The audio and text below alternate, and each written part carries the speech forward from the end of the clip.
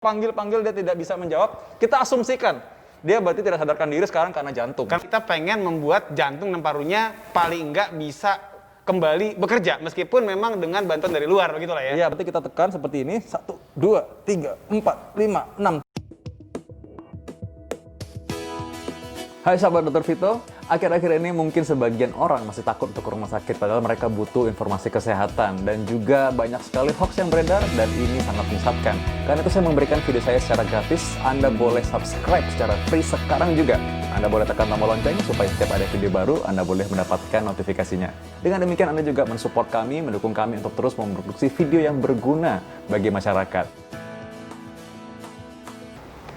Iya, sahabat Dr. Vito, kembali lagi dalam Second Opinion. Kali ini saya nggak sendiri bersama dengan Dr. Dika, spesialis dokter olahraga. Halo sobat Dr. Vito. Ya, ada sobat saya nggak di sini ya? Iya, sobat Dr. Dika juga sekarang. Oke, baik. Nah, sekarang misalnya Dr. Dika, banyak orang yang tanya kalau misalkan mereka tiba-tiba melihat ada orang nggak sadarkan diri, tiba-tiba pingsan atau tiba-tiba jatuh begitu aja. Nah, gimana cara kita menolong dia di era pandemi ini? Ini saya kasih tahu ya. Jadi kalau misalkan ada orang yang tiba-tiba sadarkan diri, kita panggil dulu namanya dia karena siapa tahu sebenarnya dia sadar. Iya. Nah, kita panggil dulu. Pak, kalau tahu namanya, kita panggil namanya. Ya, kalau misalnya nggak tahu, coba lihat KTP-nya.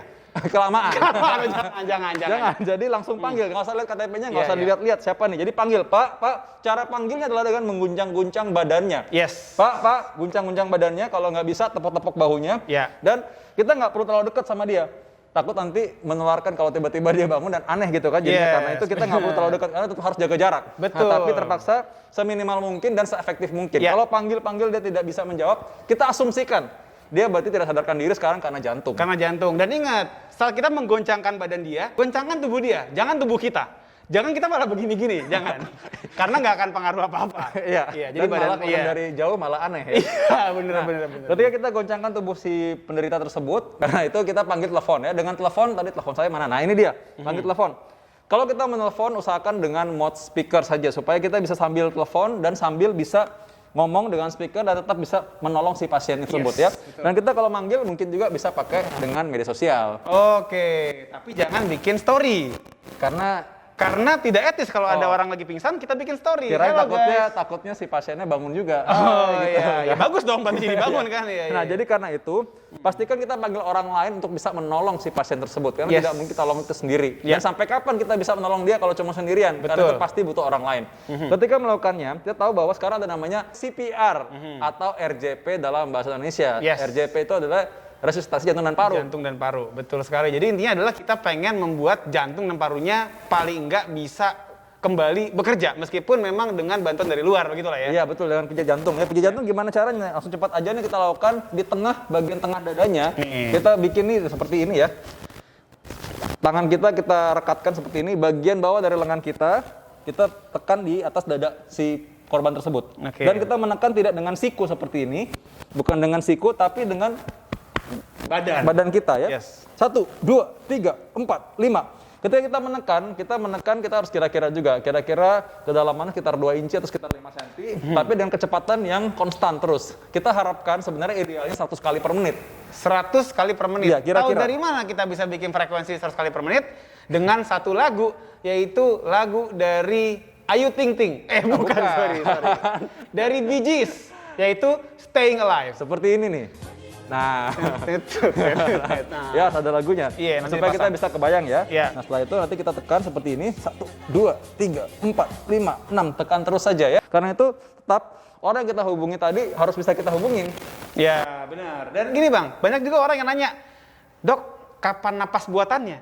Karena kadang-kadang nih, kalau pasiennya cakep nih, maka yang akan didahulukan adalah napas buatan. Karena pengen buru-buru nih. Kenapa harus cakep gitu? Kenapa lo bisa menilai orang dari luarnya gitu? Bukan begitu Bang. Ini kita kayak nonton film Dono zaman dulu nih. Kan? Begitu ada cewek gitu kan, wah boleh nih. Terus buru-buru pengen napas buatan. Padahal sekarang udah enggak lagi kan ya dianjurkan napas buatan.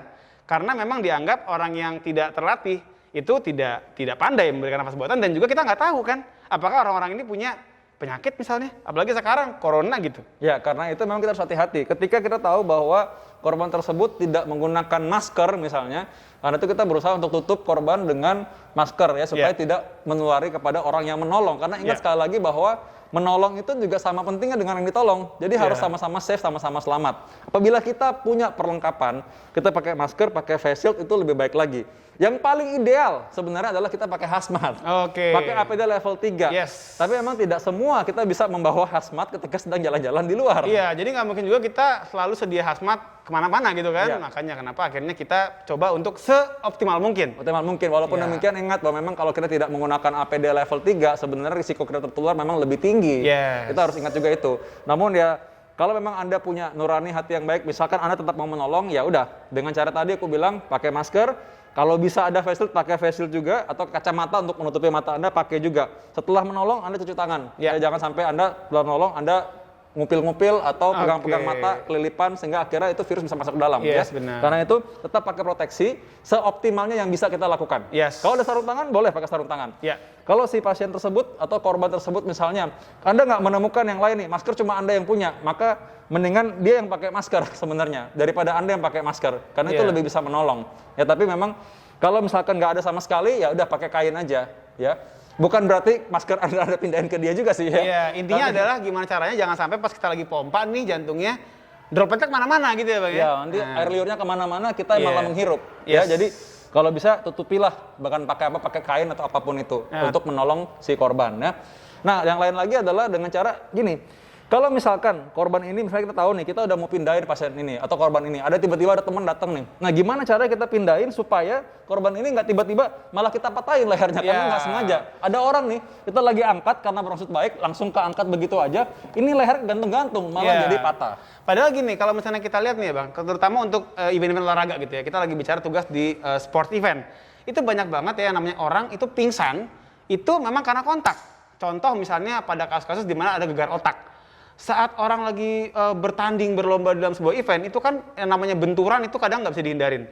Dan begitu ada benturan di arah kepala atau leher, itu bisa membuat orang itu pingsan dan bahkan juga mungkin menimbulkan patah misalnya pada tulang lehernya. Atau misalkan pun dia lagi naik sepeda nih, misalkan mungkin contoh. bukan karena apa-apa dia jatuh, tapi setelah nggak sadar jatuhnya nggak enak. Iya benar, begitu dia nggak sadar atau mungkin emang karena nginjak lubang segala macam, dia terpental dan mendaratnya tepat di arah kepala. Nah kondisi kayak begini itu mesti kita waspadain. Kenapa? Saya sering banget nih ngelihat gitu ya dari berbagai video yang viral, contoh misalnya gitu, itu ngangkat orang udah kayak ngangkat karung, kayak karung pasir gitu. Main angkat aja, sampai kalau kita lihat itu orangnya kepalanya terjuntai kemana-mana. Jadi kita ngangkat orangnya tuh sama sekali orangnya dibikin terkulai gitu kan, sampai palanya ngeplek-ngeplek gitu Bang kalau orang bilang. Bahasanya apa tuh? Ngeplek itu bahasa Rusia. ilmiahnya apa? Terkulai-kulai. Intinya adalah kepalanya bergoyang ke sana kemari. Sementara kalau misalnya dia punya masalah patah di leher atau ada dislokasi, dengan kita bikin itu leher goyang ke sana kemari, itu bisa membuat resiko kematian bahkan bisa meningkat. Itu yang kita harus hati-hati. Makanya kenapa kalau misalnya ada orang nih jatuh, bruk, apalagi kita ngelihat dia habis tabrakan, habis jatuh, habis benturan, habis kecelakaan, itu jangan sembarangan kita angkat begitu aja, tapi leher harus dijaga.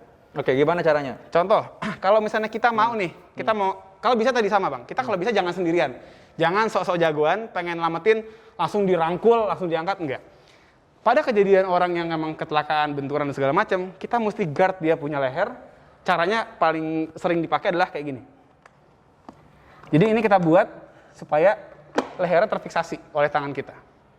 Nah itu kalau misalnya kita bisa, mungkin kalau kita punya yang ideal seperti di ambulans ya, si collar neck gitu, bisa kita pasangin.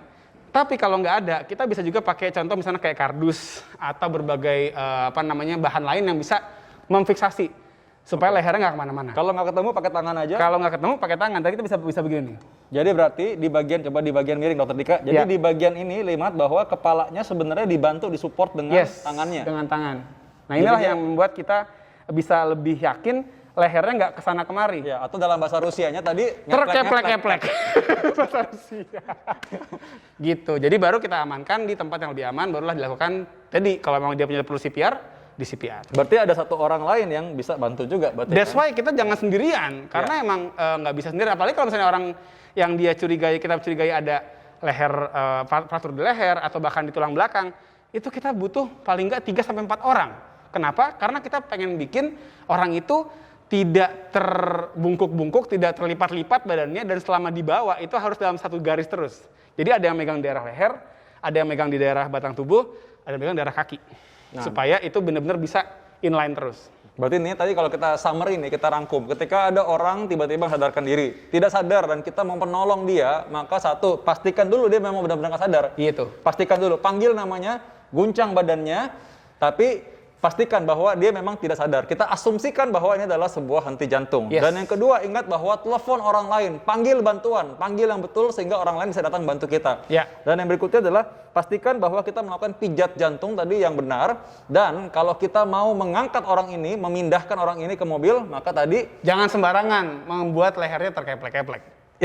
Tetap terkeplek-keplek lagi. ya, karena itu kalau kita mau menolong, dan yang paling penting adalah ketika menolong orang lain, maka pastikan juga keamanan diri sendiri.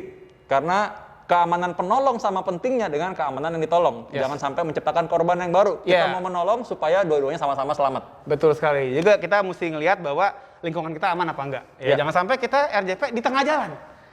Iya. Iya kan? Atau ada bencana dan kita sama-sama terancam juga. Iya, Ya. kebakaran gitu kan, terus Iya. kok anget nih gitu kan, ternyata kiri kanan kebakaran. Dalam Jadi kondisi emang seperti itu memang ya udah, memang kita harus bisa menolong sesuai dengan kondisi juga dan semampunya. Jangan sampai kita menjadi korban yang baru juga. betul Ya. sekali. Oke, sampai ketemu di episode selanjutnya dalam Second Opinion dengan Dr. Vito Dan Dr. Dika juga. Mudah-mudahan kali nanti dia mau dipanggil Kalau gua lagi ya. diundang lagi sih, nggak tahu juga. Panggil lagi. Pokoknya sekarang udah jadi sobat Dr. Dika juga Oke, ya. asik. Sampai Alhamdulillah. ketemu episode selanjutnya. Bye. Bye. Dapatkan informasi medis langsung dari Dr. Vito dengan subscribe channel YouTube ini. Anda juga bisa membagikan semua informasi berharga di sini dengan cara share ke teman-teman atau kenalan Anda.